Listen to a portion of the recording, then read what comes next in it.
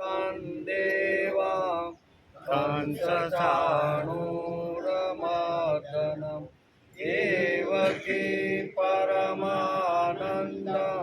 कृष्णं वन्दे जगद्गुरुं गुरुर्ब्रह्मा गुरुर्विष्णु गुरुर्देवो महेश्वर गुरुर्साक्षात् परब्रह्म तस्मै श्रीगुरुवे नमः। नारायणं नमस्कृत्यं नरं चैव नरोत्तमं देवीं सरस्वती व्यासं ततो जयमुदीरये ततो जयमुदीरये।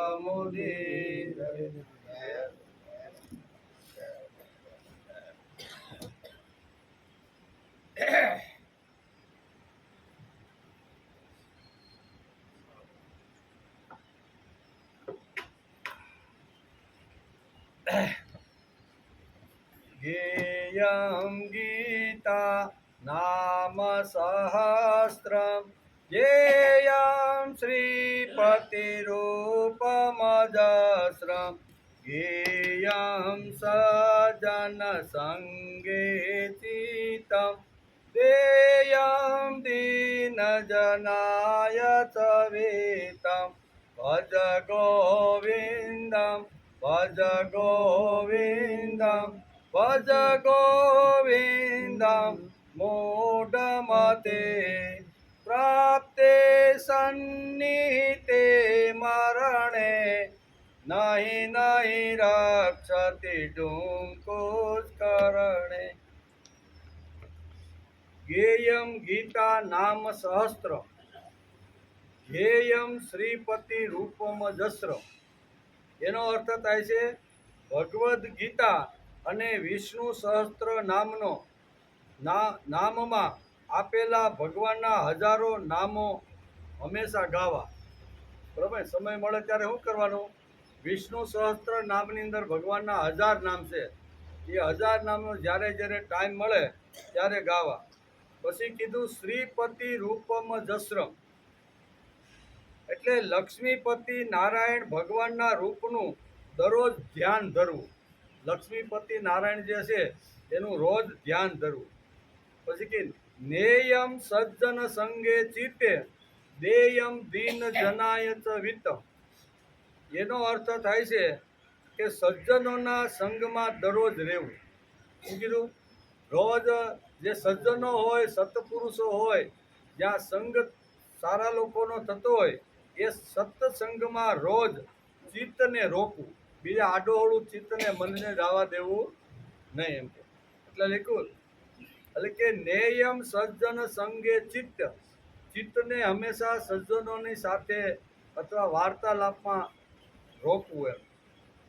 દેયમ દીન જનાય ચ વિત્તમ, ભગવાને જો વિત્ત આપ્યું હોય તો દીન જનોને આ કહે છે દાન આપવાનો પ્રયત્ન કરવો। આપ્યું હોય તો, ન આપ્યું હોય તો કાંઈ ઉસીના લઈને અપાય નહીં, પણ જો આપ્યું હોય તો આ શ્લોકમાં લખ્યું છે આવી તો, એટલે બહુ સરસ આ શ્લોક છે। શંકરાચાર્ય પણ આ શ્લોક બોલે છે, ભજ ગોવિંદમ મૂઢ મતે પ્રાપ્તે સન્નિહિતિ મરણે નહીં નહીં રક્ષતી ડુંકુસ કરણે। માટે હે બુદ્ધ શું કહેવાય મૂઢ બુદ્ધિ વાળા, તું ગોવિંદને ભજ ગોવિંદને ભજ ગોવિંદને ભજ। આ કલમ કડિયો ગાય ઘડો તારું રક્ષણ કરશે નહીં, તારું રક્ષણ તો નારાયણ ગોવિંદ જ કરવાનો છે, તેથી હંમેશા ગોવિંદને તું ભજતો રહે। આ શ્લોકમાં બીજો શ્લોક છે કસ્યચિત કિમપી નો હરણીયમ મર્મ વાક્યમપી નો ચરણીયમ શ્રીપતે પદયુગમ સ્મરણીયમ લીલયા ભવજલમ તરણીયમ લીલયા ભવજલમ તરણીયમ।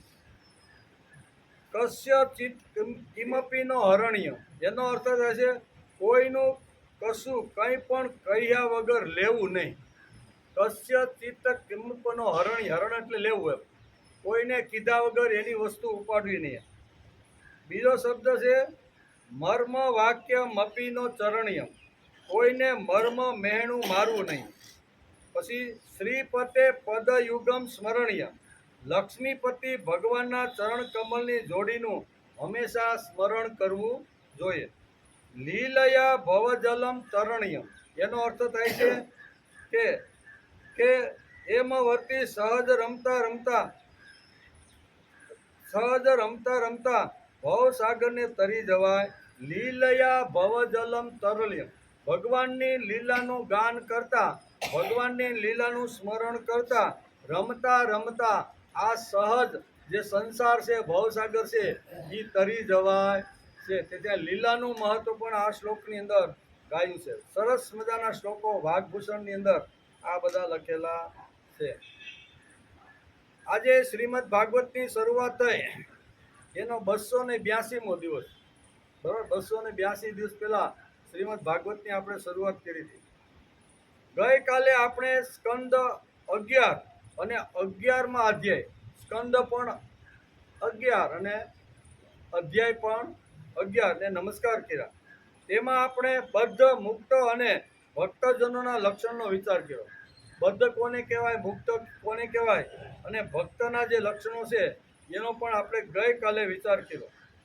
જેના પ્રાણ, ઇન્દ્રિયો, મન, બુદ્ધિના સંકલ્પો નિશેષ નિવૃત્ત થઈ ગયા છે, જેની સાંસારિક કર્મો કરવાની પરંપરા નષ્ટ થઈ ગઈ છે, તે જીવ હંમેશા મુક્ત જ હોય છે. એ બંધાયેલો હોતો નથી. આ 50 વર્ષ ઉપરની ઉંમરના હશે એની વાત આવી કરી છે કે એનો સાંસારિક જે વ્યવહાર છે એ નષ્ટ થઈ ગયો છે. એટલે એમાં બધો જ કારભાર પોતાના દીકરાઓએ ઉપાડી લીધો છે.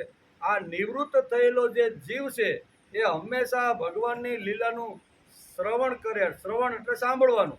સાંભળ્યા પછી મનન કરે અને પછી કીર્તન કરે તો એ જીવ હંમેશને માટે મુક્ત છે. એવું ભગવાને ઉદ્ધવને સમજાવ્યું. એનો વિચાર આપણે ગઈકાલે કર્યો. મન અને ઇન્દ્રિયો બંને ગુણોના કાર્ય છે. વાસ્તવમાં તો ગુણો જ ગુણોમાં વર્તી રહ્યા છે, પરંતુ અજ્ઞાની હું કરતા છું એવું માનીને બંધાઈ જાય છે.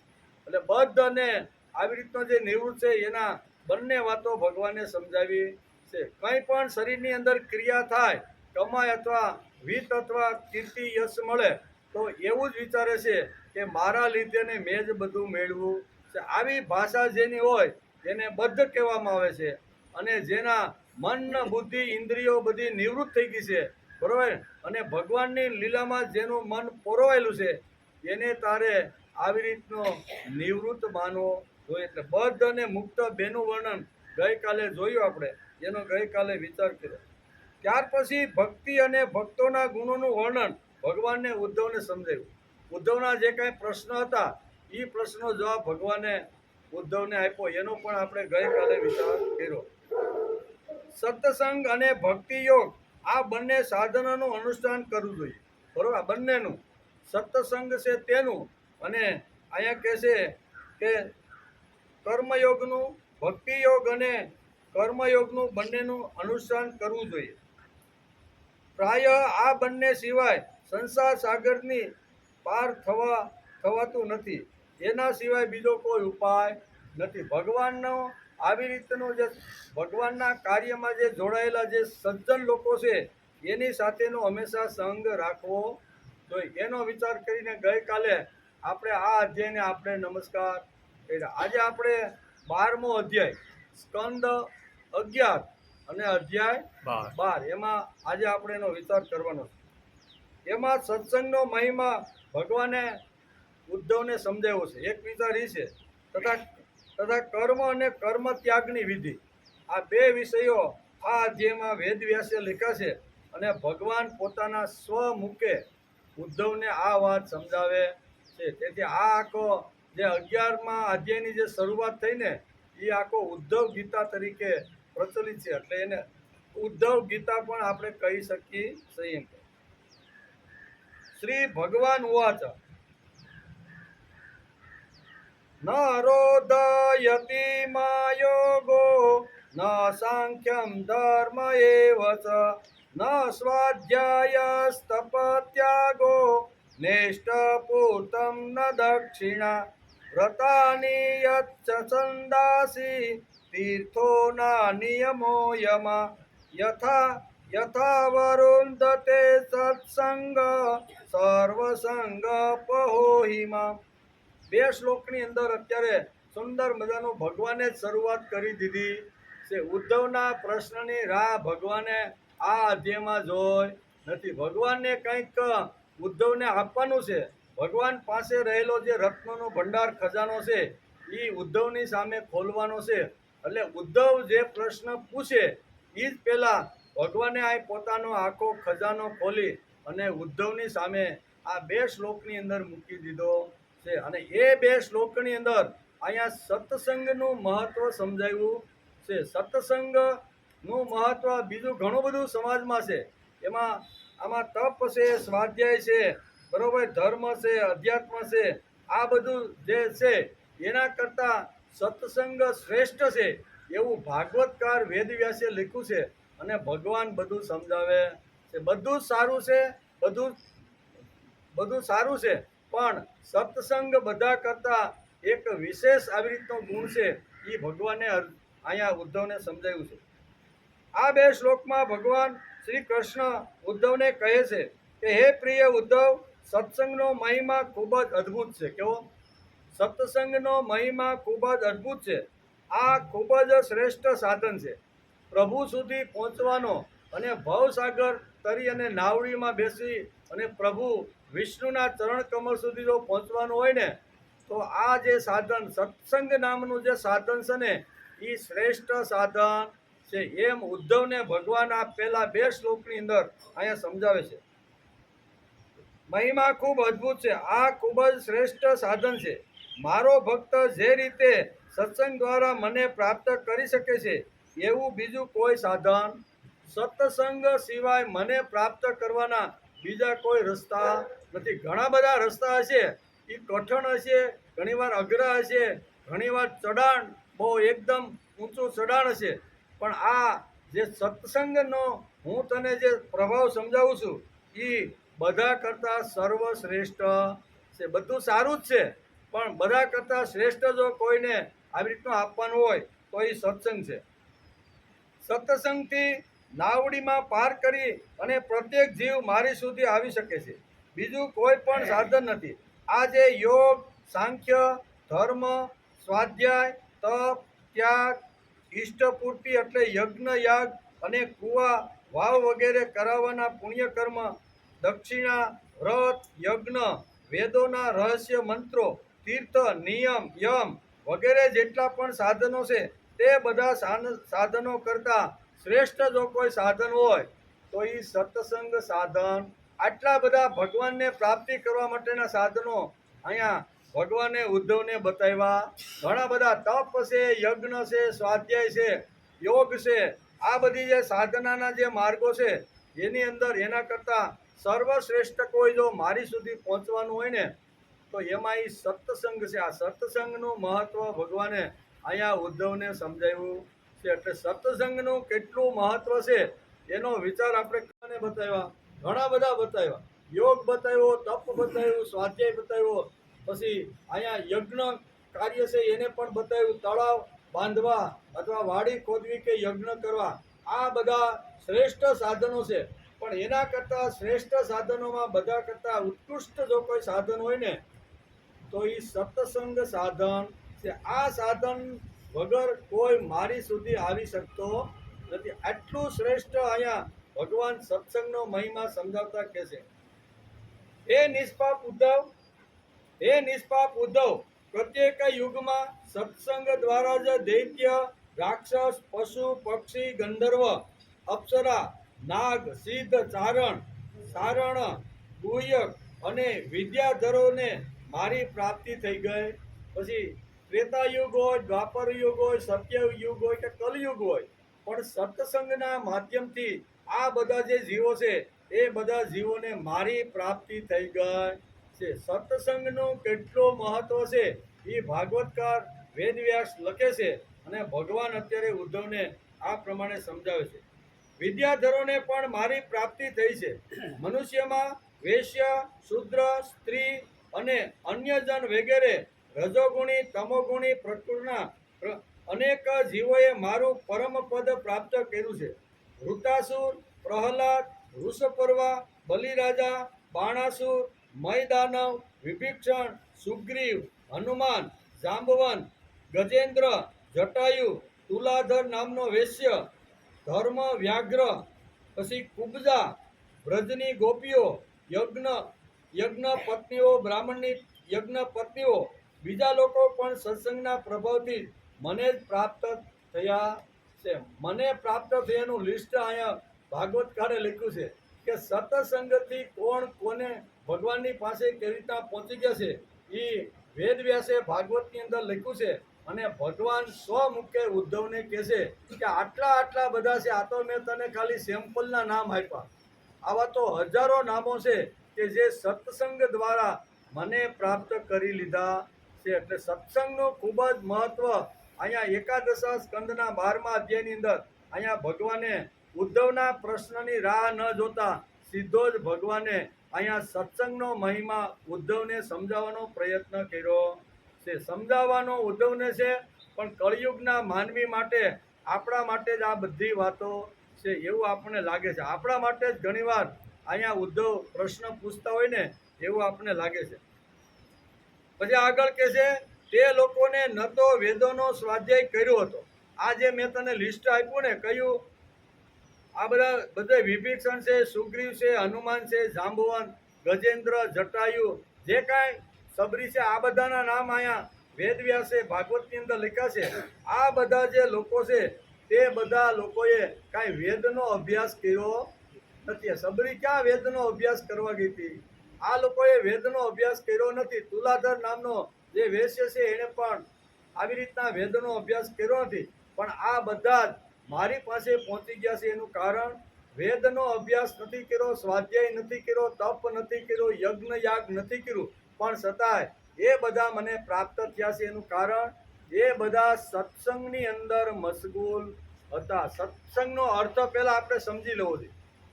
સત્સંગ સંસ્કૃત શબ્દ છે, બરોબર? આ ભાગવતમાં પણ સત્સંગ શબ્દ લખ્યો છે. સત્સંગ, સત એટલે પ્રભુ અને સંગ એટલે એનો શું કહેવાય, એની સાથે જોડાઈ જવું. સંગ એટલે એની સાથે, એટલે પ્રભુ સાથે જોડાઈ જાય એને સત્સંગ કહેવામાં આવે છે. આડી હવળી નજર ન રાખતા જે જગ્યાએ હું બેઠો છું એમાં મારું મન, મારું ચિત્ત, મારી બુદ્ધિ, મારી ઇન્દ્રિયો બધી જ ભગવાનની, સત એટલે પ્રભુ, પ્રભુ સાથે જે વખતે હું સત્સંગ કરતો હોય એ વખતે મારી બધી જ ઇન્દ્રિયો છે એ પ્રભુની સાથે જોડાયેલી છે. અને પ્રભુ સાથે જેની ઇન્દ્રિયો, જેનું મન, જેની બુદ્ધિ જોડાયેલ છે એને જ સત્સંગ કહેવામાં આવે છે. 5-10 લોકો ભેગા થઈ ગયા, મંજીરા હાથમાં લીધા, તબલા હાથમાં લીધા, જાન પખાલ લીધા અને ઊંચેથી બોલવા લાગ્યા એટલે સત્સંગ નહીં. સત્સંગ આ શબ્દ સમજવા જેવો છે. 2 શબ્દ સંસ્કૃતમાં ભાગવતકારે લખ્યા છે.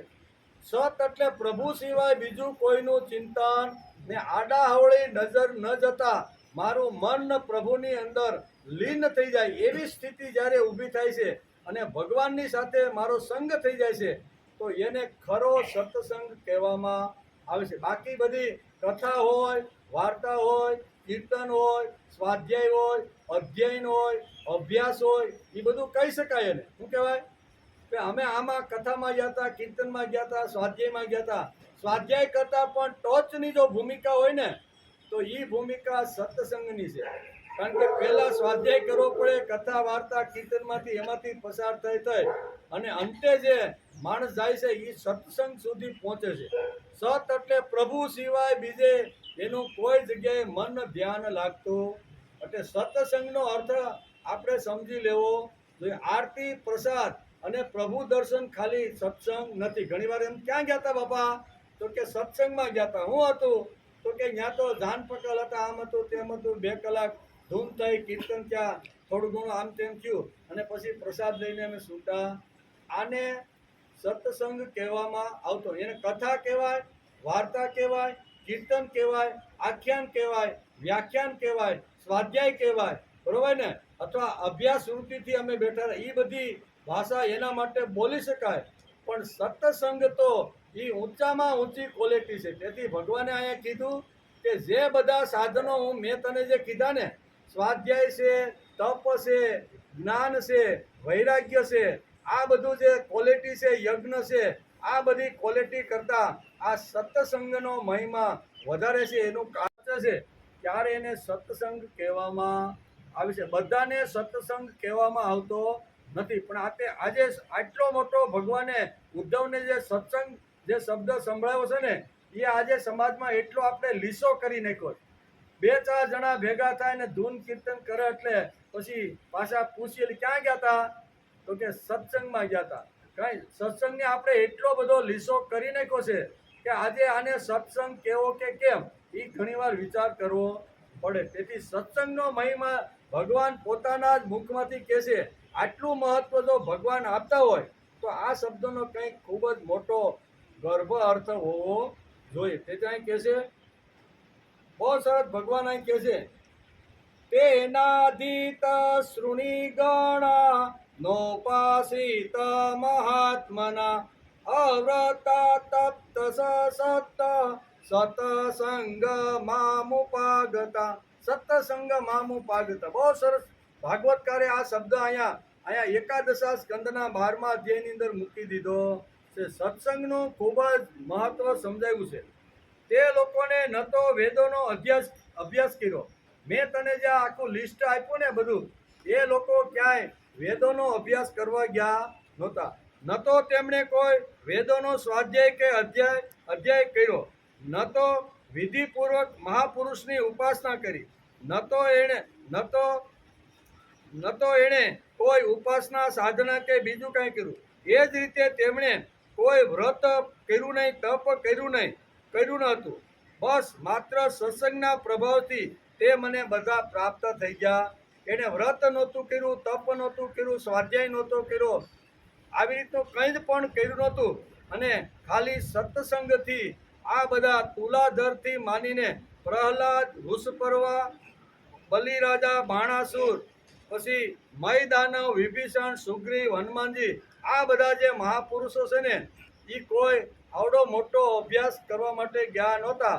એ ફક્ત સત્સંગની અંદર રત રહી અને આ બધા મહાપુરુષો થઈ ગયા છે. તેથી ભગવાન અહીંયા સત્સંગનો ખૂબ જ મહત્વ સમજાવે છે.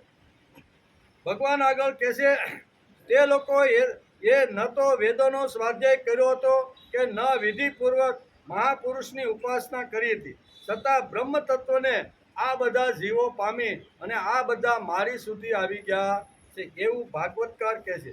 તેમણે કોઈ વ્રત તપ પણ કર્યું ન હતું. બસ માત્ર સત્સંગના પ્રભાવથી તે મને પ્રાપ્ત થઈ ગયા છે. એટલે સત્સંગ સંસ્કૃત શબ્દ અહીં ભાગવતે લખ્યો છે.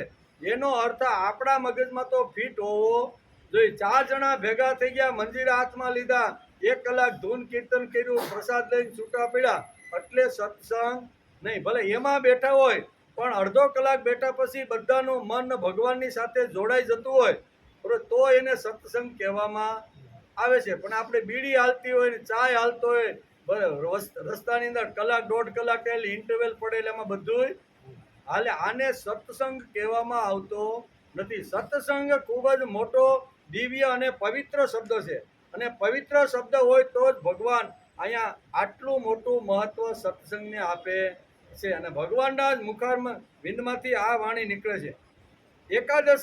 એકાદશ અધ્યાયમાં ઉદ્ધવે પ્રશ્ન ઊભો કર્યો હતો કે મુક્તને ઓળખવો કેવી રીતે. બરોબર, એકાદશ સ્કંદની અંદર એને પ્રશ્ન ઊભો કર્યો હતો કે મુક્ત અને બદ્ધને મારે ઓળખવો કેવી રીતે. જેમાં ગીતામાં સ્થિત પ્રજ્ઞનું વર્ણન છે તેવું જ વર્ણન ભાગવતના એકાદશા સ્કંદમાં આ મુક્તનું વર્ણન છે. એકાદશા સ્કંદમાં 11મા અધ્યાય સુધી આ વર્ણન આપણે જોયું. મુક્ત અને બદ્ધનો જે વિચાર છે એ આપણે એકાદશ શું કહેવાય ત્યાં સુધી ભક્તિ અને ભક્તિના લક્ષણો એ પણ એકાદશા સ્કંદની અંદર જોયું. હવે 12મા અધ્યાયની શરૂઆત થઈ છે, તો 12મા અધ્યાયમાં ભગવાને અહીંયા સત્સંગથી શરૂઆત કરી દીધી છે. 12મા અધ્યાયમાં ભગવાન સીધા જ બોલવાની શરૂઆત કરે છે. આના ઉપરથી આપણને ખબર પડશે કે સત્સંગનું કેટલું મહત્વ ભાગવતમાં વેદવ્યાસે કર્યું છે. ભગવાને કઈ રાહ જોય નહીં કે આ ઉદ્ધવભાઈ મને કાંઈ પ્રશ્ન પૂછે અને પછી હું એનો જવાબ આપું. એટલે ભગવાન અહીંયા ઉદ્ધવના પ્રશ્નની રાહ જોયા વગર સત્સંગ શબ્દ શું છે, એનું મહત્વ કેટલું છે, એ ભગવાન ડાયરેક્ટ જ ઉદ્ધવને કહેવા લાગ્યા છે. 12મા અધ્યાયમાં ભગવાને સાધુ સંઘનું મહત્વ ગાયું છે. માણસને સંઘ કેવો મળે છે તેના ઉપર બધો આધાર છે. મનુષ્ય તો બધાય છે, માણસ તો બધાય છે, પણ એને સંઘ કોનો મળે છે આખા દિવસમાં?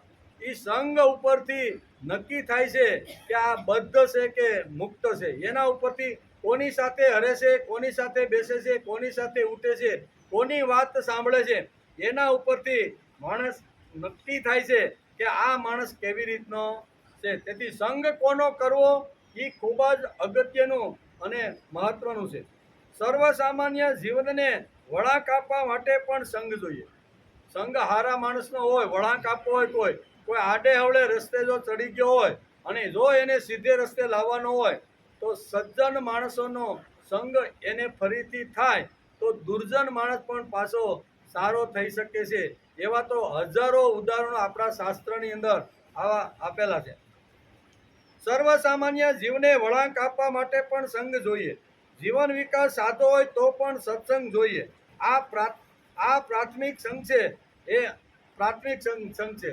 તેથી સત એટલે પ્રભુ અને સંઘ એટલે જોડાઈ જવું. ભગવાનની સાથે જે વખતે આપણે કીર્તન કરતા હોય, જે વખતે આપણે ભગવાનનું સ્મરણ કરતા હોય, એ વખતે ભૂતકાળ, ભવિષ્યકાળ અને વર્તમાન કાળને ભૂલી અને આપણી ઇન્દ્રિયોને ભગવાનની અંદર સ્થિર કરી દેવી જોઈએ. ભગવાનના વિચારોમાં આપણો સંગ થઈ જવો જોઈએ. આને ખરો સત્સંગ કહેવામાં આવે છે. સત્સંગ તેમાં બે શબ્દો છે. ક્રિયા, જે કાંઈ સાધન લઈ અને જે સિદ્ધ કરવા માટે માણસ જે પ્રયત્ન કરે છે એ જ સત્સંગ કહેવાય છે. માણસ જેના સંગમાં રહે છે તેના જેવી ભાષા બોલે છે અને તેના જેવા જ તેમની વૃત્તિ તૈયાર થાય છે. માણસ કોના સંગમાં રહે છે અને કોની સાથે વ્યવહાર બાંધે છે એના જેવો એ માણસ થઈ જાય છે. તેથી મારે સંગ કરવાનો છે. કોનો કરવાનો? તો કે પ્રભુનો સંગ કરવાનો. પ્રભુનો સંગ જો થોડોક આપણે અઘરો પડતો હોય કે ભગવાનને મારે હવે ક્યાં ગોતવા જવા, બધા તીર્થક્ષેત્રોમાં ગયા, બધા મંદિરોમાં ગયા, આડાવડા ઘણી બધી જગ્યાએ હેરા ફેર્યા, પ્રકૃતિમાં ગયા, પણ મને ભગવાન ક્યાંય પ્રત્યક્ષ દેખાણો નહીં. તો મારે સંગ કેમ કરવો? શાસ્ત્રોમાં તો કીધું છે પ્રભુનો સંગ કરો, પણ ભગવાન તો મને દેખાતો નથી. તેથી અહીંયા શાસ્ત્રકાર બીજી એક વાત આપને સમજાવે છે. જો ભાઈ તું ભગવાનને આવી તો જોઈ શકતો ન હોય ને, તો જે ભગવાનના બની ગયેલા છે તે અને ભગવાનનો બનવાનો જે મહાપુરુષો પ્રયત્ન કરે છે ભગવાન, એનો સંગ, એની સાથે તું જોડાય. ભગવાનના બની ગયેલા એટલે મહાપુરુષો કશ્યપ, અત્રિ, ભરદ્વાજ, વિશ્વામિત્ર, જમદગ્નિ, આવા જે ભગવાનના લાડકા જે દીકરાઓ બની ગયા છે ને, એ ભગવાનના લાડકા દીકરા બની ગયા, એની જોડેનો તું સંગ રાખ. અને એની જોડેનો કદાચ સંગ તને ન પણ ફાવતો હોય ને, તો જે ભગવાનના રસ્તે, પ્રભુના રસ્તે ચાલવાનો જે લોકો પ્રયત્ન કરે છે, જે નિષ્કામ કર્મયોગ કરી અને સમાજની અંદર પ્રભુની સૃષ્ટિ સુજલામ સુફલામ રહે એના માટે રાત દિવસ જે પ્રયત્ન કરે છે ને, આવા લોકોની સાથે તું જોડાય જા. ભગવાનની સાથે અથવા ભગવાનના બની ગયેલા છે એની સાથે જોડવામાં જો તને અઘરું પડતું હોય તો આ કાળની અંદર જે ભગવાનનો બનવાનો પ્રયત્ન કરે છે ને એની સાથે જોડાઈ જા. એટલે આપણું ભાવગીત છે ને, બનવા પ્રભુને પ્યારો ગીત એ ન ગાજે, કરવાને કામ એના દોડી દોડી જાજે, ઉછળે અસ્મિતા એવો અભિમાન્યુ થાજે, હકુમત હારીની વિશ્વે ભૂલી ન જાજે, ચંદન થઈને તું એના કામે ઘસાજે, કરવાને કામ એના દોડી દોડી જાજે, ઉઠાડે સુવાડે તારું ખાધું પચાવે, મશગુલ બનીને તુજમાં મસ્તી ઓલાવે બનવા કૃતજ્ઞ એનો સૈનિક થઈ જાજે કરવાને કામ એના દોડી દોડી જાજે. આવા દોડી દોડીને જે ભગવાનનું કામ કરે છે ને એવા લોકોના સંગમાં તું રહેજે તો તારું જીવન બદલાય જશે. બરોબર ને? પહેલો તો ભગવાનનો સંગ કરવાનો, પણ ભગવાનના સંગમાં ઘણીવાર અઘરું પડે, દેખાતો ન હોય. ચિત્ત એકાગ્ર કરવા બેસી ધ્યાન કરવા બેસી સમાધિમાં પણ ભગવાન આવતો ન હોય. ભલે અડધી કલાક આપણે પ્રયત્ન કરી આંખ બંધ કરીને, પણ ભગવાન ક્યાંય ચિત્તની અંદર આવતો અઘરું છે બધું. બરોબર? તો પછી ભગવાનના જે બની ગયેલા છે તે એમાંય આપણું ઘણીવાર મન લાગતું નથી. તો ભગવાનનો બનવાનો જે લોકો પ્રયત્ન કરી રહ્યા છે એના સંગની અંદર માણસે રહેવું જોઈએ, તો જ આપણું જીવન બદલાય, નકર જીવન બદલાતું નથી. એમ ભાગવતકાર કહે છે. સત્સંગ તેમાં બે શબ્દો છે, એક સત અને બીજો શબ્દ છે સંગ. પ્રભુ સાથેનો સંબંધ એને સત્સંગ કહેવામાં આવે છે. માણસ જેના સંગમાં રહે તેના જેવો ભાષા બોલવા લાગે છે. અંગ્રેજીમાં કહ્યું છે કે a man is known by the company he keeps. અંગ્રેજીમાં એક આ સરસ મજાની કહેવત છે કે માણસ કેવો સંગ રાખે છે તેના ઉપરથી માણસ ઓળખાઈ જાય. અંગ્રેજીમાં આ કહે છે. ગુજરાતીમાં કહેવું હોય તો માણસ કેવી રીતનો કોની સાથે સંગ રાખે છે એના ઉપરથી માણસની ઓળખાણ થઈ જાય છે. આપણે કોનો સંગ કરીએ છીએ તેના ઉપરથી આપણે કેટલા પાણીમાં છીએ ને તે આપણે ઓળખાઈ જઈએ. આપણી ઉઠબે ક્યાં છે, કોની સાથે બેસી છે, કેવા લોકો કેવી રીતની વાત કરે છે, એની સાથેનો સંગ જો આપણો થાય તો આપણે કેટલા પાણીમાં છીએ તે આપણે ઓળખાઈ જઈએ.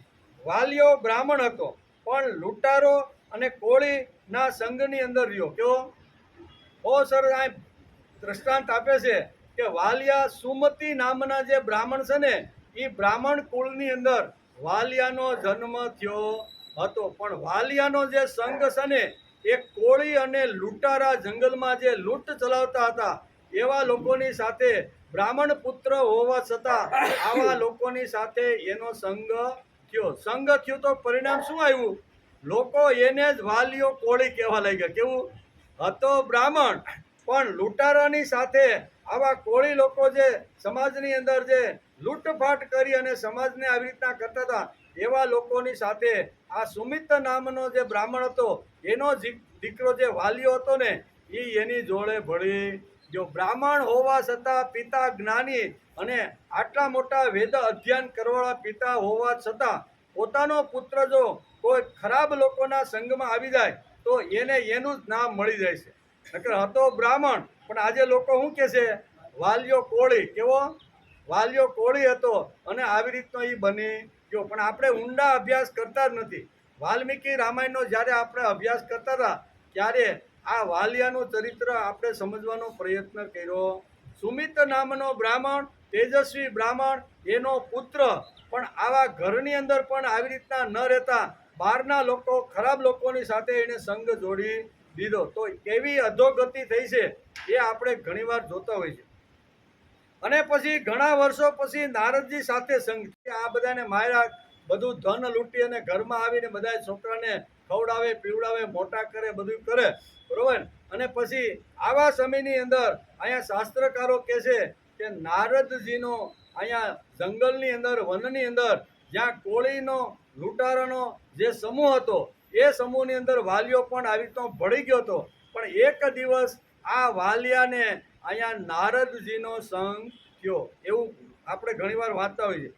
અને પછી ઘણા વર્ષો પછી નારદજી સાથે સંગ થયો, વિચાર બદલાઈ ગયો અને મહાન મહર્ષિ વાલ્મીકી ઋષિ તરીકે પ્રસિદ્ધ થયા. ક્યાંક નહીં, હજારો વર્ષ પછી પણ આજે 10,000 વર્ષ થઈ ગયા પણ મનમાંથી, બુદ્ધિમાંથી, આંખની સામેથી વાલ્મીકી ઋષિ જતા નથી. ઉજંતમ રામ રામેતિ મધુરમ મધુરાક્ષરમ આરુહ્ય કવિતા શાખા વંદે વાલ્મીકી કોકિલમ. એ જ લૂંટારો, એ જ આવી રીતના હજારો લોકોના ગળા કાપીને સોના ચાંદી અથવા ધન લૂંટીને જે લાવનારો જે હતો, પણ નારદજીનો સંગ થાય અને નારદજીનો સ્પર્શ થાય અને નારદજી સાથે વાર્તાલાપ થાય. નારદજી એને ઘણું બધું સમજાવે છે અને પછી એને લાગે છે વાત તો સાચી છે, બ્રાહ્મણનું ખોળિયું હોવા છતાંય આજે હું કેવા દુષ્કર્મ કરી રહ્યો છું. એવું એને એક સંગ, જો કોઈ સારા માણસનો, સજ્જન લોકોનો જો સંગ થઈ જાય તો ગમે તેવો લૂંટારો હોય ને તો પણ એ સીધો લાઈન ઉપર આવી જાય છે. સંઘનું મહત્વ કેટલું છે એ આપણી ભારતીય સંસ્કૃતિમાં અનેક ચરિત્રો દ્વારા આપણે સમજાવવામાં આવે છે. કેટલા જેસલ જાડેજાની વાત કરું ને હમણાંની, બરોબર ને, કેટલા કુંકાર એને મોરલા માર્યા, કેટલી જાનો લૂંટી, કેટલાના ન કરવાના ધંધા બધા એને કર્યા, પણ એને તોરલ મળી ગઈ. તોરલની સાથે સંગ થયો, જીવન બદલાઈ ગયું. જીવન બદલતું નથી એવું નથી, પણ કયા લોકો સાથે કેવી રીતનો સંગ થાય છે ને એના ઉપર માણસ આધાર રાખે છે. આ બધી વાતો તેથી જ ભગવાનને લાગ્યું કે આ વિષય ખૂબ જ અગત્યનો છે. હવે ઉદ્ધવ પૂછે એ પહેલા જ હું સત્સંગનો મહિમા સમજાવી જો કે સત્સંગમાં કેટલી તાકાત છે. એટલે કે સત્સંગ એટલે સંસર્ગ એટલે સ્પર્શ. કોઈ મહાપુરુષોનો જો સ્પર્શ થઈ જાય તો માણસનું જીવન કેવી રીતનું બદલી જાય છે એનું સુંદર મજાનું અહીંયા ભાગવતકારે વર્ણન કર્યું છે. અને આ બધા મહાત્માઓના નામ લીધા છે. મૈદાનવ, વિભીક્ષણ, હનુમાનજી, ધર્મ વ્યાઘ્ર, કુબ્જા જેવી જે નારી છે, વ્રજની ગોપીઓ છે, એ કોઈ જગ્યાએ મોટા આવી રીતના જ્ઞાનના થોતા ક્યાંય વાંચવા ગયા નહોતા, પણ ભગવાનની સાથે ગોપીઓએ મન જોડી દીધું. ખલાસ, પૂરું થઈ ગયું. અભણ ગોપીઓ, બરોબર ને, અને એને મન કોની સાથે જોડી દીધું? ભગવાને. ભગવાન જો દ્રષ્ટિની સામેથી એકાદ વાર જો ગાયબ થઈ જાય ને તો ગોપીઓ એટલી બધી આકુળ વ્યાકુળ થઈ જાય છે, જંગલમાં ભટકે છે, કાદવ ખૂંદે છે. લોકો જ્યાં જ્યાં મળે છે બધાને પૂછે છે કે અંતર ધ્યાન થયેલો કૃષ્ણ અહીંયા આવ્યો તો તમે અમારા કૃષ્ણને જોયો છે? અંતરમાંથી એકવાર કૃષ્ણ જો ગાયબ થઈ જાય તો ગોપીઓની કેવી રીતની હાલત થાય છે એ ભાગવતકારે આપણે જ્યારે અભ્યાસ કરતા હતા 10મા અધ્યાયનો, ત્યારે 10મા સ્કંદનો અભ્યાસ કરતા હતા ત્યારે સરસ મજાની આ લીલાઓ આપણે પણ જોઈ છે કે આવી રીતનું ભગવાનને પ્રાપ્ત કરવા માટે કઈ મોટા તપ છે, સ્વાધ્યાય છે, મોટા ઉપનિષદો છે, આવી રીતના વેદોનું અધ્યયન જરૂરી તો છે જ, પણ એ કરી તો જ મને ભગવાનની પ્રાપ્તિ થાય, તો જ હું ભગવાનનો લાડકો દીકરો બની શકું. આવું નથી. ભગવાનના કહેવાનું કુબજા જેવી કુબજા, સબરી જેવી સબરી, ગોપી જેવી ગોપી, એટલું જ નહીં પણ યજ્ઞ પત્નીઓ, જે બ્રાહ્મણની જે પત્નીઓ હતા, આ બધી જ ભગવાનને પામી ગઈ. એનું કારણ મોટા થોથા એને ઉથલાવ્યા નથી. ભગવાન સાથેનો સંબંધ એને જોડી આપ્યો, અને ભગવાન સાથેનો જો સંબંધ થઈ જાય ને તો પછી બધું જ એને પ્રાપ્ત થઈ જાય છે. તેથી ભાગવતકાર વેદવ્યાસ લખે છે કે ખૂંખાર વાલીઓ કોળી નામે જે પ્રખ્યાત છે, એ રસ્તે હજારો લોકો હાલતા ડરે છે. 5-10 કિલોમીટર ફરવા જવું હોય તો જાય, પણ એનો જ્યાં પડાવ પડ્યો હોય ને ત્યાં લોકો આવતા ડરે. આવા ખૂંખાર ડાકુને જે નાથવાનો છે એ કાંઈ હેલી વાત નથી. પણ નારદ જેવા મહાપુરુષ મળે છે, એની સાથે ચર્ચા થાય છે અને બધું પૂછે છે કે આવા ગોરખ ધંધા તું કોના માટે ભાઈ કરે છે? તો કે મારે સંસાર, મેં લગ્ન કર્યા છે, બાળકો છે, પત્ની છે, ઘેરે વૃદ્ધ મા બાપ છે, હવે એને ખવડાવવું પીવડાવવું તો જોઈ ને. તો કે ખવડાવવું પીવડાવવું તો જોઈ, પણ તું આ જે કર્મ કરે છે ને એ કર્મથી તો પાપ ભેગું કરતો રહેલો છે. આમાં તને પુણ્ય મળે નહીં, આ તો તું પાપ ભેગું કરે છે. એ કે પાપ કાંઈ હું એકલો ભેગું કરતો નથી, આમાં તો મારી પત્ની, મારા છોકરા, મારા બાપા બધાનો ભાગ છે. હું જે કાંઈ કર્મ કરીને ધન ઘરમાં જે લાવીને આપું છું ને એની અંદર મારા બધા પરિવાર. એ કે હોય જ નહીં. નારદજી કે વાત જ ખોટી છે. એ કે ના વાત ખોટી નથી. તો કે પૂછવા જા. તો કે હું પૂછવા જાઉં અને હાથમાં વીણા લઈને તારે અહીંથી સટકી જાઉં એટલે નારદને ઝાડ હારે બાંધી જશે. કોણ? વાલીઓ નારદને ઝાડ હારે બાંધી અને ઘેરે જઈ અને બધાને પૂછે છે કે હું જે કાંઈ પાપ કરીને જે ધન લાવું છું એમાં તમે મારા પાપમાં ભાગીદાર ખરા કે નહીં? બધાએ ના પાડી. શું કીધું? મા બાપ કહે છે કે અમે તને, તું 50 વર્ષનો, તું શું કહેવાય, તને બાળકથી શરૂઆત કરી અને 50 વર્ષનો થયો ત્યાં સુધી અમારી તને સંભાળવાની જવાબદારી હતી. હવે 50 વર્ષ તારે અમને સંભાળવાના, એટલે આપણો હિસાબ પૂરો. તું પુણ્યથી લઈ આવે કે પાપથી લઈ આવે એ અમારે જોવાનું નથી. તારા જો ખરાબ કર્મ હશે ને તો એનું પોટલું તારે માથે બાંધીને જવાનું. પત્નીને પૂછ્યું કે તું તો મારી અર્ધાંગની છો. એ કે વાત બધી હાચી, પણ જે વખતે આપણે લગ્ન મંડપની અંદર અગ્નિની સાક્ષીએ બ્રાહ્મણના મંત્ર બોલતા હતા અને એમાં જ મેં મારો હાથ તમારી અંદર આપી દીધો છે. હું તમને 100% સમર્પિત થઈ ગઈ છું. તેથી તમે જે કાંઈ કરો ને એ પાપ કરો એ 100% તમારું, અને પુણ્ય કરો મેં એમાં એના ઉપર આખો આધાર છે. વાલિયા કોળીમાંથી વાલ્મીકી ઋષિ થઈ શકાય છે. જેસલ જાડેજામાંથી જેસલ પીર બની શકાય છે. પણ સંબંધ મેં કોની સાથે જોડ્યો એ માણસે પેલા સંબંધ નક્કી કરી લેવો જોઈએ. તેથી ભાગવતની અંદર ભગવાન બીજું આડું હવળું કંઈ જ વાત ન કરતા અહીંયા 10 શ્લોકની અંદર ફક્ત સત્સંગની જ વાત કરે છે. અહીં એક આડી હવળી વાત કરી નથી. સત્સંગનું મહત્વ કેટલું છે, ભગવાન સાથેનો સંબંધ જેણે જોડી દીધો છે એનું ભગવાન કેવી રીતનું ધ્યાન રાખે છે એ બધું બહુ સરસ રીતે સમજાવે છે. ભગવાને ગીતાની અંદર પણ આ જ કીધું છે કે અપી ચેત્સુ દુરાચારો ભજતે મામન્ય ભાગ સાધુ રેવસ સમયસ. એટલે કે ગમે તેવો દુરાચારી માણસ, પાપી માણસ હશે અને એ જો બધું છોડીને મારા ચરણે આવશે ને તો હું એને ધર્માત્મા બનાવી દઉં છું. હું એને સારામાં સારો સાધુ બનાવી દઉં છું અને એ જ ક્ષણે હું એને આવી રીતનો મારી પાસે લઈ લઉં છું. કહેવાનો અર્થ કે આ બધી જ વાતો આપણા શાસ્ત્રોની અંદર લખેલી છે કે સંઘનો મહત્વ કેટલે છે. અને પછી ઘણા વર્ષો પછી નારદ સાથે સંગ થયો, વિચાર બદલાઈ ગયો અને મહાન વાલ્મીકી ઋષિ તરીકે એ જગતની અંદર આજે 10,000 વર્ષ થઈ ગયા, પણ વાલ્મીકી આપણા આ હોઠના ટેરવાની અંદર સતત ફરતા રહેલા છે.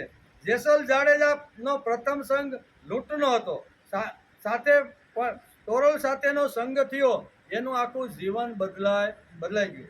આપણે ઘણીવાર આ દ્રષ્ટાંત સાંભળીએ છીએ કે એક વખત રાજા મહેલની અગાસી ઉપર સાંભળ્યું એટલે આપણા જીવનમાં દ્રઢ થઈ ગઈ એવું માનવાનું કોઈ જરૂર નથી. એકની એક વાત વારંવાર ઘૂંટીને માણસે સાંભળવી જોઈએ અને સાંભળ્યા પછી એની અંદર તથ્ય હોય એ આચારમાં લાવવાનો માણસે પ્રયત્ન કરવો જોઈએ. તેથી સંગ માણસ કોનો કરે છે, કોના સાનિધ્યમાં રહે છે, કોની સાથે સંબંધ જોડે છે એ મુખ્ય આધાર છે. તેથી પાંડુરંગ શાસ્ત્રી પૂજ્ય દાદા ઘણીવાર પોતાના પ્રવચનમાં આ દ્રષ્ટાંત વારંવાર આપે છે કે સંઘનું મહત્વ કેટલું છે, સત્સંગનું મહત્વ કેટલું છે.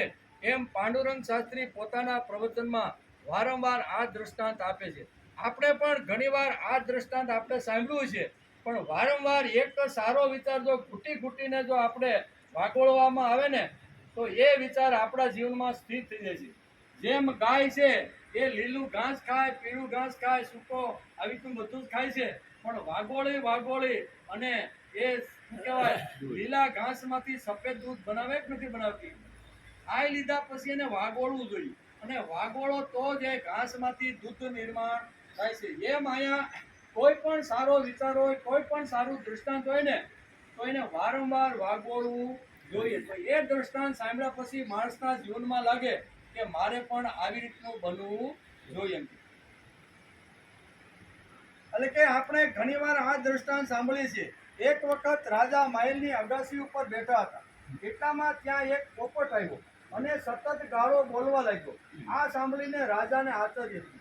બરોબર ને, કે એક રાજા હતો, અટારી ઉપર બેઠો હતો, સવારનો પહોર હતો, પ્રભુનું સ્મરણ કરતો બેઠો હતો, ત્યાં એક ઉડીને એક પોપટ એની અટારી ઉપર એની બાજુમાં દિવાલ ઉપર આવીને બેસી ગયો, સતત ગાળો બોલવા લાગ્યો.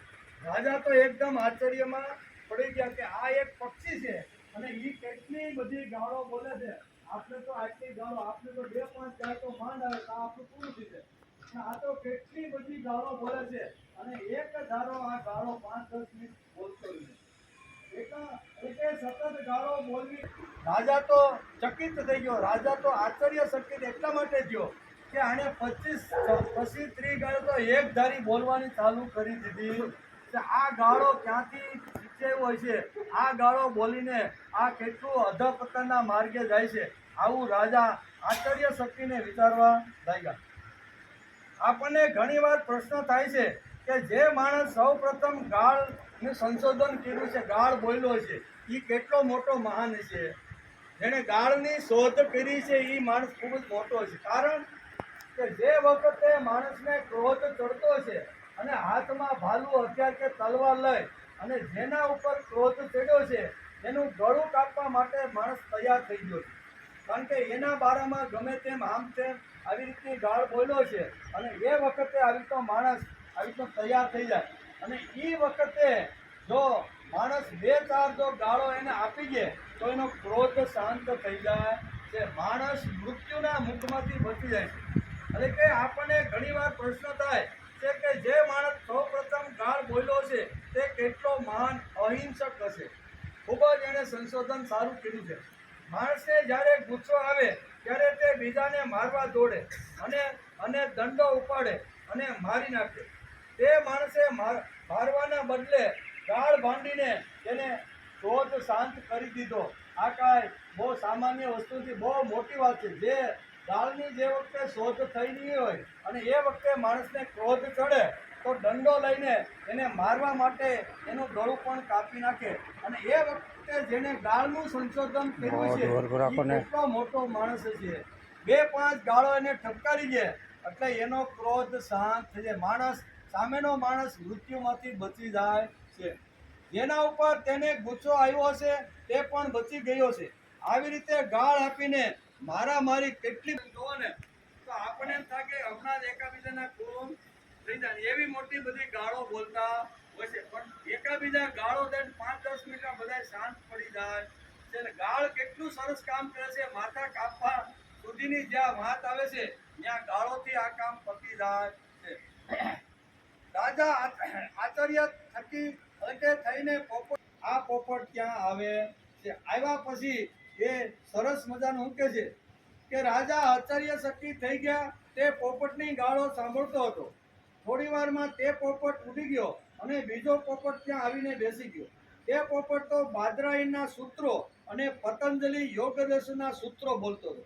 આની કલર બંને સરખા દેખાય છે. રાજા આચાર્ય શક્તિ થઈ ગયો કે આની પહેલા જે પોપટ આવ્યો હતો એ તો ગાળો દઈને ખૂબ ગણગણતો હતો. આ એના જેવો બીજો પોપટ અહીંયા આવ્યો છે અને એ તો સરસ મજાના બાદરાયણના સૂત્રો બોલે છે. પાતંજલિ યોગ દર્શનના આવી રીતના મંત્રો બોલે છે. યોગેન ચિત્તસ્ય પદેન વાસા મલમ શરીરસ્ય વેદકેન યોગા કરોતમ પ્રવરમ મુનિનમ પતંજલિ યોગેન ચિત્તસ્ય પદેન. કેટલી ઊંચી વાત આ પોપટ કરી રહ્યો. યોગેન ચિત્તસ્ય પદેન વાસા મલમ શરીરસ્ય વેદકેન યોગા કરોતમ પ્રવરમ મુનિના પતંજલિ પ્રાંજલિ રાનતોસ્મી. બહુ સુંદર સૂત્ર આ પોપટ આવી રીતનું બોલી રહ્યું છે.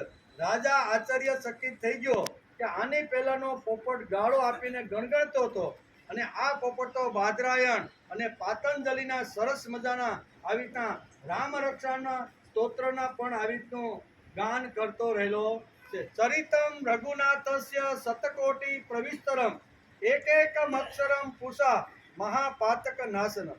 આમ એક પછી એક રામ રક્ષાનો મંત્ર હોય, બાદરાયણના સૂત્રો હોય કે યોગ પતંજલિના દર્શનના જે કાંઈ સિદ્ધાંતો હોય, એક પછી પોતે જ પોતાના સ્વમુખે સત્સંગનું મહત્વ સમજાવ્યું છે. એ વિષય ઉપર અત્યારે ભગવાન ઘણા બધા શ્લોકોની અંદર સત્સંગનું મહત્વ ઉદ્ધવને સમજાવે છે. એનો વિચાર આપણે કરીએ છીએ. એમાં એકાદ બે દ્રષ્ટાંત આપીને સત્સંગનું મહત્વ કેટલું છે, સંઘનું મહત્વ કેટલું છે, ભગવાન સાથેનો સંબંધ થઈ જાય તો એનું મહત્વ કેટલું છે તેને આપણે સમજવાનો પ્રયત્ન કરીએ છીએ. તેથી અહીંયા રાજાનું દ્રષ્ટાંત આપીને આપણે સમજવાનો પ્રયત્ન કર્યો. પાંડુરંગ શાસ્ત્રી ઘણીવાર આ પ્રવચનમાં આ દ્રષ્ટાંત આપે છે. આપણે પણ ઘણીવાર આ દ્રષ્ટાંતને સાંભળ્યું છે, પણ વારંવાર જો સાંભળીએ ને તો આપણા મનમાં ગોળીને દ્રષ્ટાંત સાંભળવામાં આવે તો એ સ્થિર થઈ જાય છે. તેથી અહીંયા પોપટનું ઉદાહરણ આપે છે કે એક પોપટ રાજાની અટારી ઉપર આવ્યો અને ગાળો બોલવા લાગ્યો. રાજા આશ્ચર્ય ચકિત થઈ ગયા. થોડી વાર પછી ઉડીને ગયો અને બીજો પોપટ આવ્યો. એ તો સરસ મજાના બાદરાયણના સૂત્રો બોલવા લાગ્યો, પતંજલિના શ્લોકો બોલવા લાગ્યો. રાજાને આશ્ચર્ય ચકિત થઈ ગયું. એટલે રાજાને આશ્ચર્ય શક્તિ થઈ ગયું. એટલે પહેલા પોપટે કીધું કે હે રાજન, તમારે આશ્ચર્ય થવાનું કંઈ કારણ નથી. તમારી પહેલાં અહીંયા 10 મિનિટ પહેલાં જે પોપટ આવ્યો હતો એ પોપટ મારો સગો ભાઈ છે. શું કહે છે? તમે જે આશ્ચર્ય થઈ ગયું કે 10 મિનિટ પહેલાં જે આવ્યો હતો એ તો ગાળો બોલતો હતો, અને તું સરસ મજાના બાદરાયણના સૂત્ર બોલી અને સુંદર મજાની વાણી આવી રીતે પ્રગટ કરે છે. અને રાજા તેથી આશ્ચર્ય થયો. પોપટ કહે છે તમારે આશ્ચર્ય થવાનું કોઈ કારણ નથી. 10 મિનિટ પહેલાં જે પોપટ તમારી અટારી ઉપર આવીને જે ગાળો બોલી ગયો ને એ મારો સગો ભાઈ છે. રાજા તો એકદમ અવાક થઈ ગયો. રાજા આશ્ચર્યચકિત થઈને પોપટની ગાળો સાંભળતો હતો. થોડી વારમાં તે પોપટ ઉડી ગયો અને બીજો પોપટ ત્યાં આવી ગયો અને બાદરાઈના સૂત્ર બોલવા લાગ્યો. રાજા તો આશ્ચર્યચકિત થઈ ગયો. એટલે પોપટે તેને કહ્યું કે રાજા, આશ્ચર્ય પામવાનું કોઈ કારણ તારે આશ્ચર્ય પામવાનું કોઈ કારણ નથી. શા માટે? તો એમ કરીને આ પોપટ એ કહીને અમારા બંનેનું જે જન્મ છે અને જન્મ પછી અમે કઈ કઈ જગ્યાએ નાના મોટા થયા ને એનું વર્ણન રાજાને અત્યારે કરે છે. કે છે ગવાસના નામ શૃણોતિ વાક્યમ. રાજાને આ પોપટ શું કે છે? ગવાસના નામ શૃણોતિ વાક્યમ અહમ વચનમ મુનિના. મારો જે ભાઈ તમારી પાસે જે આવ્યો હતો એ ગવાસના નામ શૃણોતિ વાક્ય, એટલે ખાટકીને ત્યાં નાનાનો મોટો થયો. અમે એક જંગલની અંદર નાના નાના બચ્ચા હતા, તો એક પારઘી અને લઈ ખાટકી લઈને એને ઘેરે રાખી દીધો, અને મુનિ ત્યાંથી પસાર થયા તો મને મુનિના પિંજરામાં જોયો અને મુનિના આશ્રમમાં લઈ ગયા. તેથી અહીં કહે છે ગવાસના નામ શૃણોતિ વાક્ય અહમી રાજન વચનમ મુનિના. શું કહે છે? અહમી રાજા વચનમ મુનિના, કે અમે બંને એક જ માતાના સંતાન છીએ, પણ અમારો અલગ અલગ જગ્યાએ આવી રીતનો ઉછેર અને સંઘમાં અમે રહ્યા. તેથી મારો ભાઈ જે 10 મિનિટ માટે ગાળો બોલીને ગયો એ મારો પોતાનો જ ભાઈ હતો. શા માટે? તો કે ગવાસના નામ શૃણોતિ વાક્ય. ખાટકીને ત્યાં સવારના પોરની અંદર ગાળથી શરૂઆત થાય. કોઈને ઉઠાડવાનો હોય, કોઈની સાથે વાત કરવાની હોય તો ગાળથી વાત શરૂ થાય. એટલે એ ગાળની જે અસર છે ને એ મારા ભાઈ ઉપર પડી, અને એ અહીંયા આવીને જેટલી અહીંયા ગવાસ એટલે કે ખાટકીને ત્યાં જેટલી ગાળો સાંભળી હતી ને એ બધી ગાળો તમારી સામે એણે વર્ણન કર્યું એમ કે. અને મારું ઉછેર ક્યાં થયો? અહમી રાજા વચનમ મુનિના. અને હું આવી રીતનો હે રાજા, હું એક મુનિના આશ્રમની અંદર આવ્યો, અને મુનિના આશ્રમની અંદર આવ્યો અને ત્યાં મારો ઉછેર થયો. ગવાસના નામ શૃણોતિ વાક્યમ અહમી રાજન વચનમ મુનિના ન ચાસ્ય દોષો. તમારે ત્યાં અહીંયા ગાળો આવીને બોલો એમાં એનો કોઈ દોષ ન ચાસ્ય દોષો ન ચ મદ ગુણો. અને હું તમારી પાસે બાદરાઈના સૂત્રો બોલ્યા એમાં મારો કોઈ ગુણ નથી, એનો કોઈ દોષ નથી અને મારો કોઈ ગુણ નથી. તો રાજા કે આવું ફરક પડ્યો કેમ? તો પોપટ એને કહે છે સંસર્ગ, કે છે સંસર્ગ જા દોષ ગુણો ભવંતી. અમારો બેયનો સંગ અલગ અલગ જગ્યાએ થયો. મારા ભાઈનો સંગ ખાટકીની સાથે થયો અને મારો સંગ મુનિની સાથે થયો. તેથી સંઘની અસર અમારા બંને ઉપર પડેલી છે. એટલે સંઘનું કેટલું મહત્વ છે એ અહીંયા ભાગવતકાર વેદવ્યાસ લખે છે, અને ભગવાન સ્વમુખે અહીંયા ઉદ્ધવને અહીંયા સત્સંગનું મહત્વ સમજાવે છે. કે જે મહાપુરુષો થયા, વૃતાસર હોય, પ્રહલાદ હોય, વૃષપર્વા હોય, જાંબવંત હોય, ગજેન્દ્ર હોય, જટાયુ હોય, જે કાંઈ મહાન ચરિત્રો આ જગત ઉપર જે નિર્માણ થયા છે ને એણે કોઈ મોટા થોથા ઉથલાવ્યા નથી, મોટું અધ્યાપન કર્યું નથી, મોટી તપસ્યા કરી અને વેદોનો અભ્યાસ કર્યો નથી, પણ છતાંય એને સારા સંઘની અંદર આ બધા રહ્યા, તેથી એ મહાન થઈ ગયા છે. તેથી સંઘની અસર કેટલી થાય છે એ ભાગવતકાર આપને આ બધું સમજાવે છે. રાજા એટલે કે રાજન, પહેલા જે પોપટ હતો તે મારો જ ભાઈ હતો. અમે એક જ મા બાપના દીકરા હતા. પારધીએ ઉપાડીને એક એની ઘેરે લઈ ગયો અને પાંજરામાં પૂરી, અને સવારથી સાંજ સુધી જેટલી આ ખાટકી ગાળો બોલે એ બધી ગાળોની અસર, એના સંઘની અસર મારા ભાઈ ઉપર પડી છે. નકર એક જ મા બાપના દીકરા છીએ અમે. અમારી મા અને અમારા બાપાએ જંગલમાં અમને જન્મ આપ્યો, પણ અલગ અલગ જગ્યાએ અમારું જવાથી અલગ અલગ અમારું આવી રીતનું છે. એની અંદર જે દોષ આવ્યો, એની અંદર જે ગાળો આવીને એમાં એનો કોઈ દોષ નથી. અને હું બાદરાયણના સૂત્ર બોલું છું, એમાં મારા કાંઈ ગુણ નથી, પણ સંસર્ગજા એટલે સંસર્ગ કે સંગનો સત્સંગનો કેવો અસર થાય છે એ અહીં સમજાવવાનો પ્રયત્ન કરે છે. હું એક મુનિના આશ્રમમાં પહોંચી ગયો. મારો ભાઈ સવારના કસાઈની ગાળો સાંભળતો હતો, અને તેણે બધી ગાળો અહીંયા તમારો સંગ ઉપર છે. હું મુનિના આશ્રમમાં પહોંચી ગયો. હું મુનિના આશ્રમમાં સવારના પ્રહોરે બાદરાયણના સૂત્રો રામરક્ષાના શ્લોકો સાંભળતો હતો. સવારમાં 5 વાગ્યાની અંદર અહીંયા તપોવનની અંદર બધા જ વિદ્યાર્થીઓ ઉઠી જાય અને પ્રભાત ફેરીમાં નીકળે ને ત્યારે સરસ મજાના આવી રીતના સ્તોત્ર બોલતા બોલતા નીકળે. અને હું એક ડાળી ઉપર બેઠો બેઠો સવારના 5 વાગ્યાના પહેલા પહોરની અંદર જ્યારે આ શબ્દો મારા કાન પાસે આવતા ને તેથી હું આ બધું શીખી ગયો છું. સવારના પહોરની અંદર લાઈનબંધ વિદ્યાર્થીઓ તપોવનમાં જે શિષ્યો ભણતા હોય એ સવારના વહેલા ઉઠી અને આખું એ પ્રભાત ફેરી કાઢતા હોય છે. એ પ્રભાત ફેરીમાં જે કાંઈ બોલતા હતા, શું બોલતા હતા? ભજે વ્રજે કમંડનમ સમસ્ત પાપ ખંડનમ સ્વભક્ત ચિત્તરંજનમ સદેવ નંદનંદનમ સુપીચ ગોચમસ્તકમ સુનાદ વેણુહસ્તકમ અનંગરંગ સાગરમ નમામિ કૃષ્ણનાગરમ નમામિ કૃષ્ણનાગરમ. આ પ્રભાતની અંદર પ્રભાતિયા સ્તોત્ર બોલતા બોલતા જે તપોવનમાં વિદ્યાર્થી ભણતા હતા એ સવારથી જ આવા સમયની શરૂઆત, સારા સમયની શરૂઆત થાય. તેથી એ બધી અસર મારા ઉપર પડી છે. તેથી સંઘનો કેવો અસર થાય છે ત્યાં પોપટનું ઉદાહરણ આપીને પાંડુરંગ શાસ્ત્રી આપણે આ બધી વાતો સમજાવવા માગે છે. હે રાજન, આ સંઘનું પરિણામ છે. આ પોપટ શું કે આ સંઘનું તમે કેનો સંઘ કરો છો, કેના સાથે સંબંધ જોડ્યો છે એનું આ પરિણામ છે. એટલે કે સંસર્ગનું પરિણામ છે. તે ગાળો બોલ્યો તેમાં તેનો દોષ નથી, અને હું સૂત્રો બોલ્યો તેમાં મારા ગુણ નથી. કોની સાથે સંબંધ જોડવો એ માણસે પોતે જ નક્કી કરી લેવું. ભગવાને સુંદર મજાનો માનવ દેહ આપ્યો છે, બરોબર ને?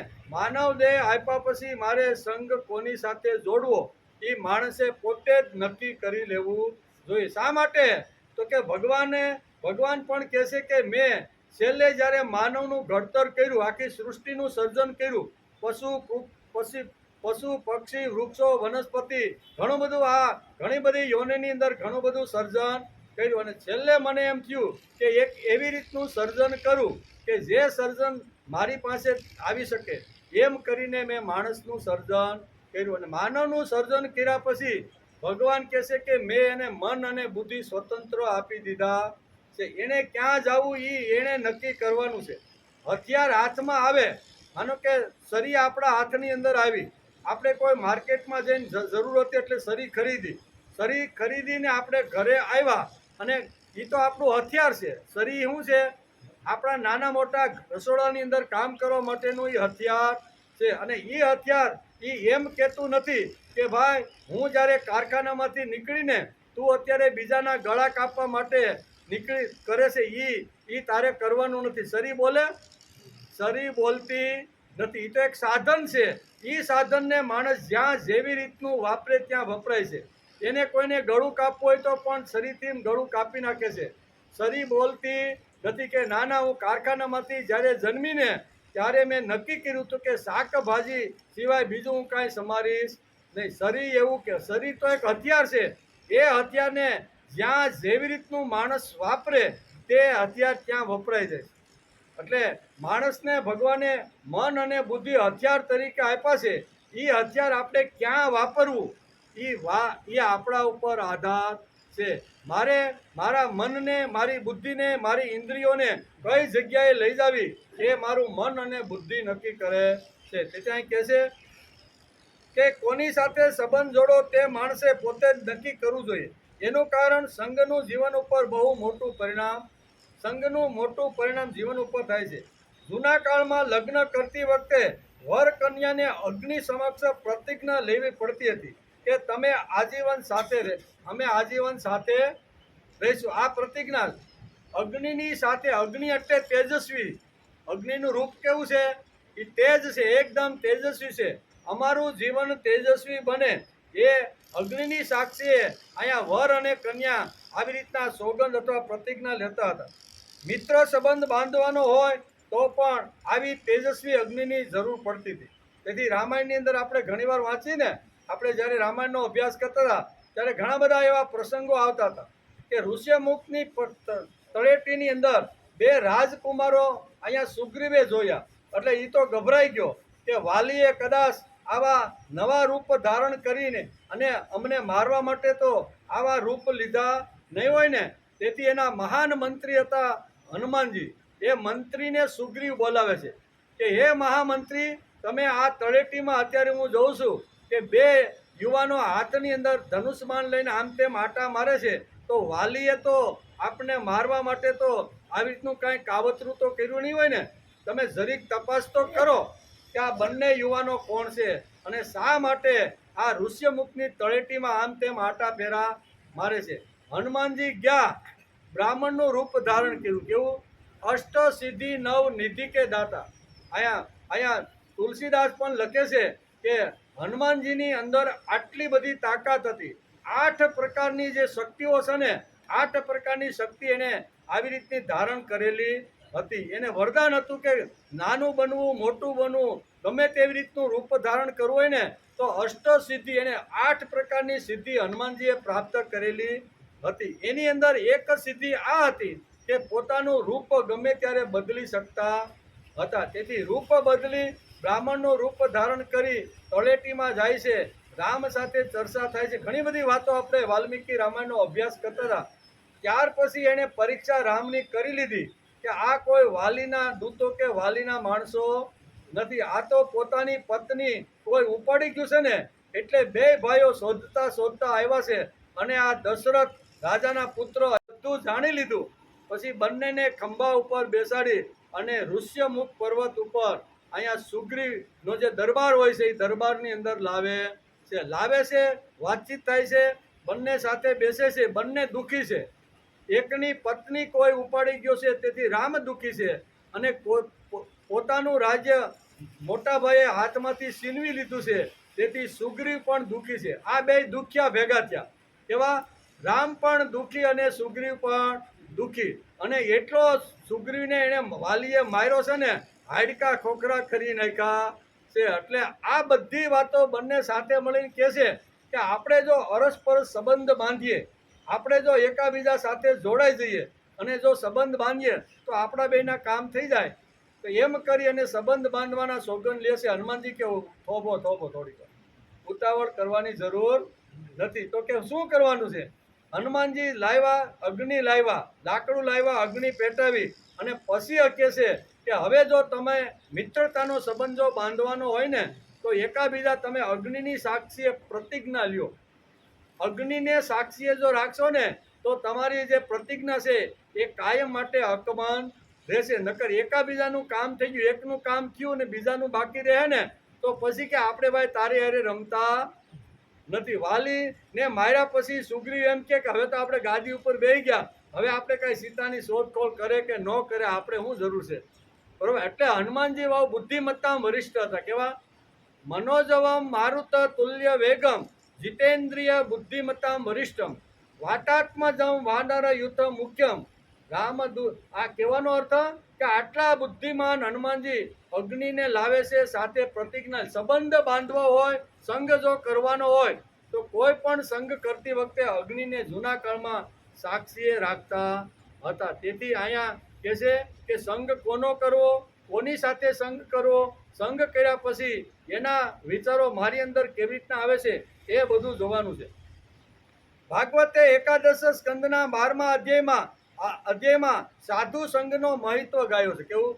ભગવાને પોતે જ ઉદ્ધવના પ્રશ્નની રાહ જોયા વગર ભગવાને સીધો સાધુ સંઘ, સાધુ એટલે સરળ વૃત્તિના લોકો સાથે સંઘ કેવી રીતનો કરવો એ જ વિષય અહીંયા ભગવાને સીધો ઉપાડી લીધો.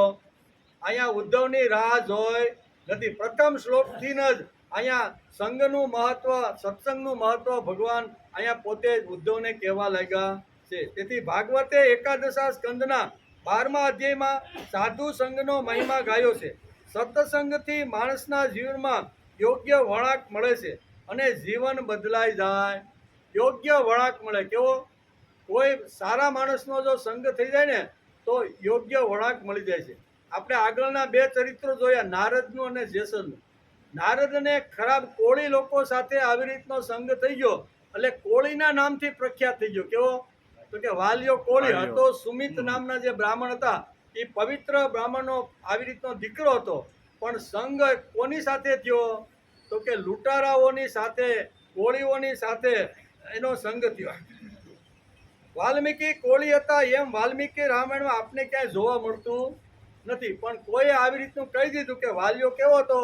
કોળી હતો નહીં. પણ અંદરથી જો ઊંડાણથી આપણે એનો જો રામાયણનો અભ્યાસ કરીએ તો એનું જીવન ચરિત્ર આપણે ઝગમગતું જોવા મળે છે. પણ સંગ એનો ખરાબ જગ્યાએ ખરાબ લોકોની સાથે થયો એટલે એ નાતની સાથે જ લોકોએ જોડી દીધો. બ્રાહ્મણ હોવા છતાં કેવા કહેતા?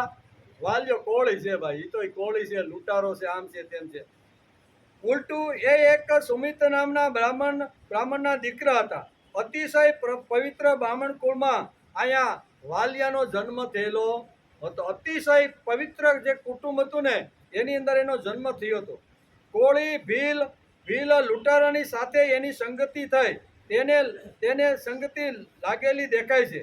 પણ નારદજીનો ફરીવાર સંગ થયો અને એનું જીવન બદલાય ગયું. નારદજીનો સંગ થયો, નારદની સાથે પાછો આવી રીતની વાર્તાલાપ થઈ અને વાર્તાલાપના અંતે એણે નક્કી કર્યું કે હું કોણ હતો ને હું કેવો બની ગયો, કયા કુળમાં હું જન્મ્યો હતો ને કેવા ધંધા હું કરવા લાગ્યો. પવિત્ર કુળની અંદર, પવિત્ર બ્રાહ્મણની અંદર મારો જન્મ થયો. મારા મા બાપની કેટલી જબરજસ્ત કીર્તિ હતી. બ્રાહ્મણ કુળ હતું, ઉચ્ચ કુળની અંદર જન્મ થયો અને મેં હલકા કામ કરવાવાળાની સાથે દોસ્તી કરી નાખી. લૂંટારાઓ અને આવી રીતના જંગલની અંદર જે લૂંટ ચલાવતા હતા એવા હલકા લોકોની સાથે મારો સંગ થયો અને મારું જીવન બરબાદ થઈ ગયું છે. તેથી હવે મારો પાટો બદલાવી નાખવો જોઈએ. એટલે પાટો બદલો કે નહીં? માણસ ઘણીવાર થાય કે ભાઈ આપણે દારૂ પીતા હતા, બીડી પીતા હતા, ગાંજો પીતા હતા, હવે હું ફેરવાનું? ફેરવી શકાય છે, એવું કાંઈ નથી. જાયગા ત્યાંથી સવાર. અત્યાર સુધી ભલે જે કાંઈ નાના મોટા ખરાબ કરવા જેવા, નહીં કરવા જેવા કામો કર્યા છે, પણ આજથી ભગવાન હું મારો પાટો બદલી નાખું.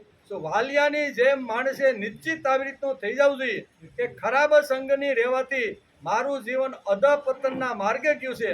હવે નારદજી જેવા સંત મળ્યા, નારદજી જેવા મહાપુરુષ મળ્યા છે, એના સંસર્ગમાં હું આવ્યો છું. એણે મને સુંદર મજાની મારી જે બંધ અને ખરાબ જે દૃષ્ટિ હતી ને એને સુધારીને મને આવી રીતનો બનાવવાનો પ્રયત્ન કર્યો છે. તેથી કહે છે હું કોણ, મારું જીવન કેવી રીતનું હોવું જોઈએ.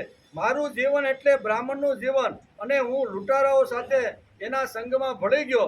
તેથી લોકો જ મને વાલિયો લૂંટારો કહેવા. હું લૂંટારો નથી, વાલિયો નથી, કોળી નથી અથવા આવી રીતનો ભીલ નથી. હું તો સુમિત નામના એક પવિત્ર બ્રાહ્મણનો દીકરો છું. આ એનું જ્યારે નારદ મુનિએ જ્યારે એને વાત કરીને ત્યારે એમ થયું કે વાત તો બહુ કરવો, શા માટે કરવો? સંગ કર્યા પછી એ મહાપુરુષના જે વિચારો છે એ આપણા જીવનમાં આવ્યા કે નહીં એની પણ માણસે તપાસ કરી લેવી જોઈએ. નહીતર ઘણીવાર તુંબડીને પણ ઘણીવાર સંગ થાય. તુંબડીને કોઈ યાત્રાવાસીઓ તુંબડીને ભાઈ કે ભાઈ તુંબડીને તમે જરીક લઈ જાઓ અને જ્યાં યાત્રા કરવા જાઓ ને, ગંગા છે, યમુના છે, ગોદાવરી છે, જે તીર્થ ક્ષેત્ર ઉપર જાઓ ને તો અમારી તુંબડી છે ને એને પણ તમે નવડાવજો.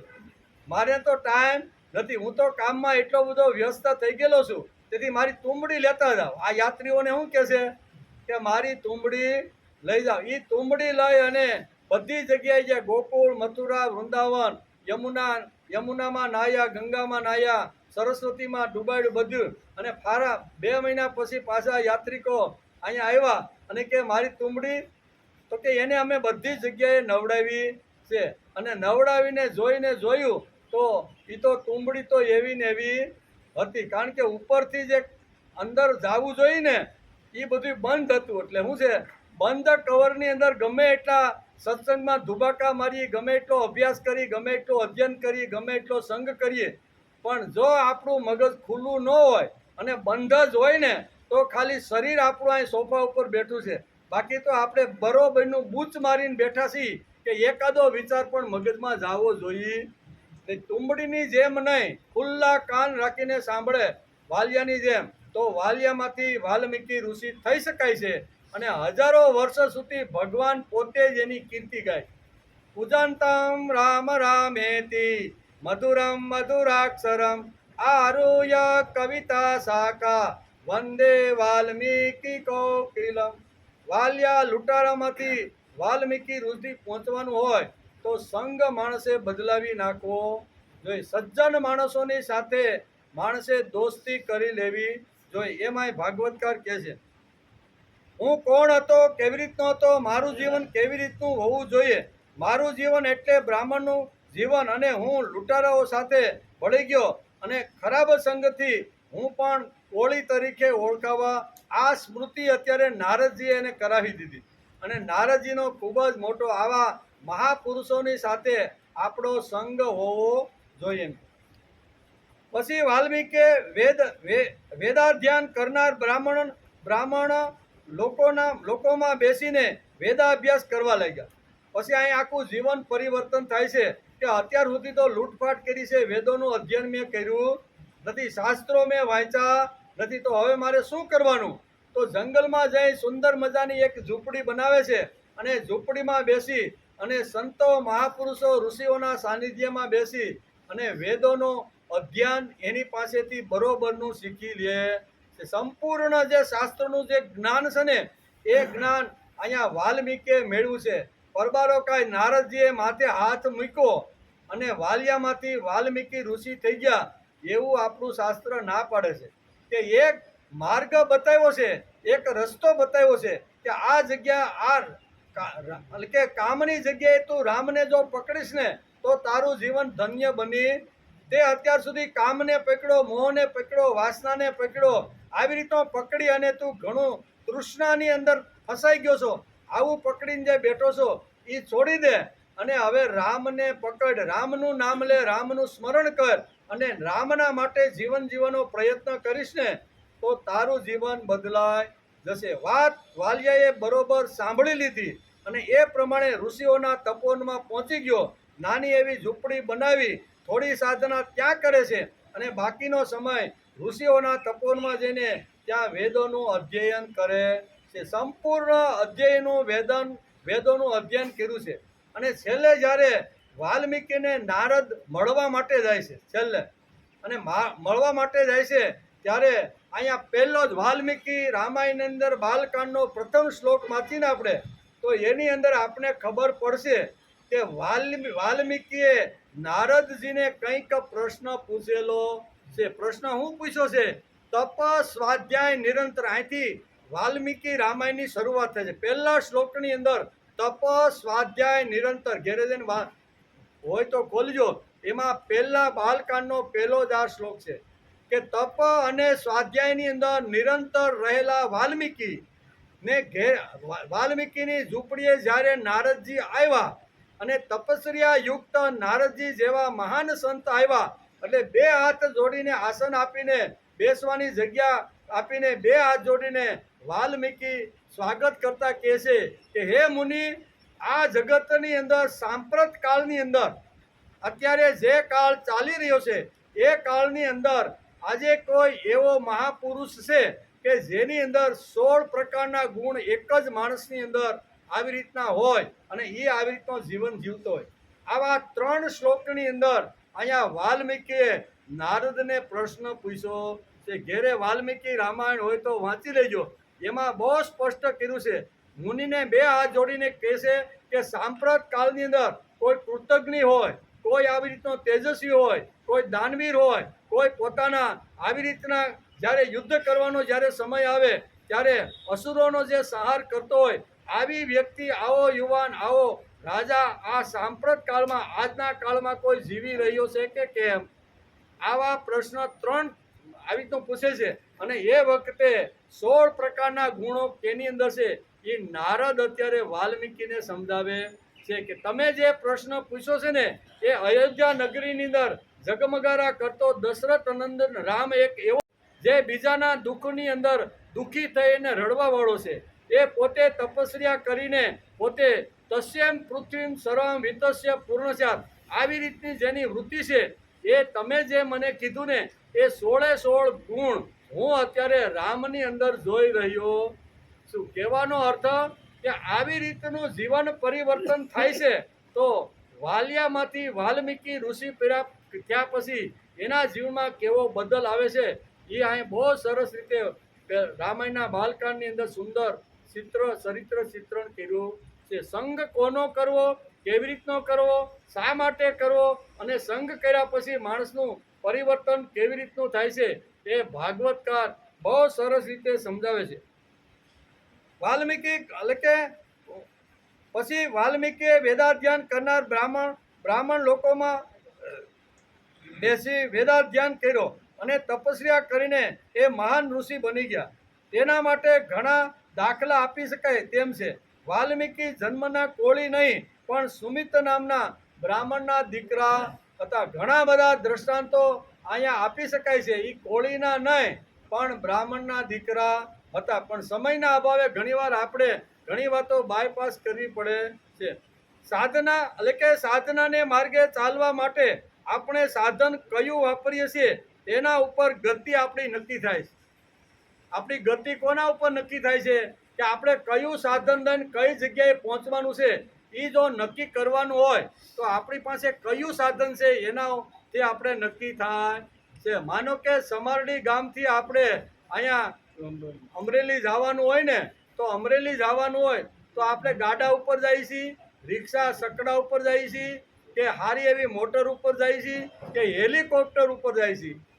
કેના ઉપરથી અમરેલી આપણે પહોંચવાનું છે ને એ સાધન કયું છે એના ઉપરથી માણસની ગતિ નક્કી થઈ જાય છે. ગાડું લઈને જઈએ તો ઘણો બધો સમય નીકળી જાય, સકડો લઈને જઈએ તો એથી ઓછો સમય નીકળે, મોટર કાર લઈને જઈએ તો એથી થોડોક ઓછો સમય, અને હેલિકોપ્ટરમાં જઈએ તો અહીંયા બેઠા નથી ને અમરેલી અહીંયા એરપોર્ટ ઉપર અહીંયા હેલિપેડમાં પાર્કિંગ કર્યું.